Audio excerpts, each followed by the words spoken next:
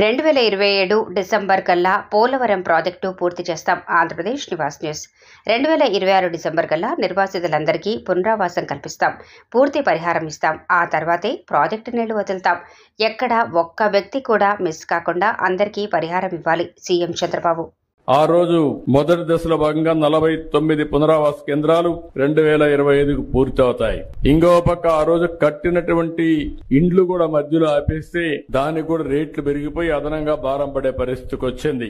ఏదేమైనా 49 గ్రామాలున్నాయి, 17,717 పీడీఎఫ్లున్నాయి. ఇవన్నీ కూడా ఎంత తొందరగా వీలైతే అంత తొందరగా చేయడానికి ముందుకు పోతాం.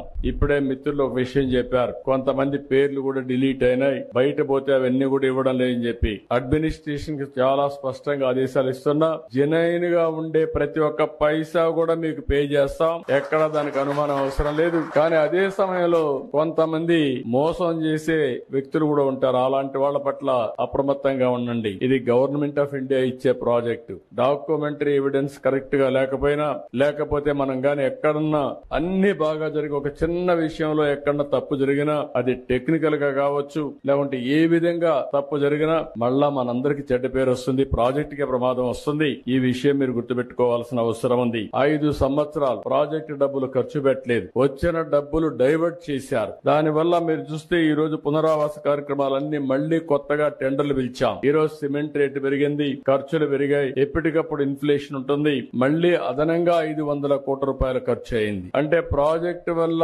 సకాలంలో పూర్తి అయి ఉంటే మీరు కూడా జీవితాల్లో సెటిల్ అయ్యేవారు. ఈ నీళ్లు గానుంటే వ్యవసాయం బాగా జరిగేది, అదనపు ఆయకట్టు వచ్చేది, ఆదాయం పెరిగేది. ఇంకొక పక్కన హైడల్ ప్రాజెక్ట్ మీరు చూస్తే పవర్ జనరేషన్ కోసం పెట్టింది, బాగా లేట్ అయింది కాబట్టి దగ్గర 2,500 కోట్ల రూపాయలు ప్రభుత్వానికి వచ్చే ఆదాయం పోయింది. ఇంకొక పక్క అదనపు భారం పడే పరిస్థితికి వచ్చింది. ఇలాంటి చాలా సమస్యలు వచ్చాయి.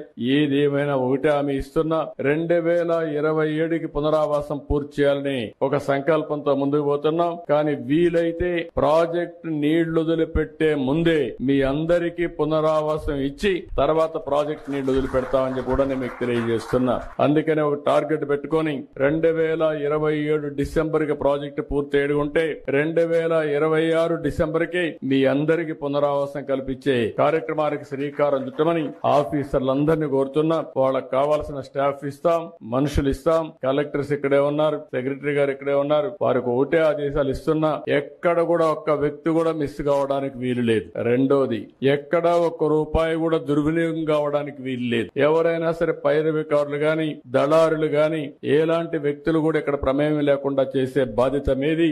ఇంకొక విషయం కూడా మీరు గుర్తుపెట్టుకోవాల్సింది, వీళ్ళందరికీ పునరావాసం కల్పించిన తర్వాత కూడా మనకు ఒక బాధ్యత ఉంది. వీళ్ళకు ఆదాయం పెంచే మార్గం, వాళ్ళకు జీవన ప్రమాణాలు పెరిగేదానికి ఏమేం చేయాలనో అవన్నీ కూడా ఇవ్వాల్సిన అవసరం ఉంది. దానికి కూడా ఒక కార్యక్రమం తయారు చేయండి. అది కూడా మనం చేస్తామని చెప్పి అందరికీ తెలియజేసుకుంటూ